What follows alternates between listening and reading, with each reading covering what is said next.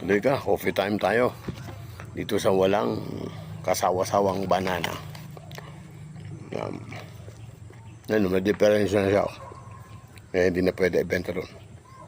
Pero yan, makakain pa. Okay pa. Durian na kinain ko kahapon. Ito may mga arthritis, ingat kayo. Sinalis ko kaagad kasi may arthritis ako. Mataas pala. Madaling mag-react ang uric acid.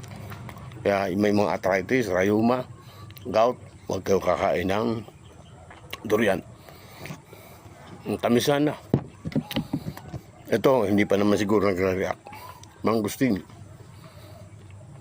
Ang mangustin mo, pag bibili kayo, pag medyo matigas na may parting matigas, huwag nyo nang bibilin po yan. Bakit po? May sira na yan. Ito, kalahati nito sigurado. Medyo prosesya na. Pero yung kalahati, pwede makain.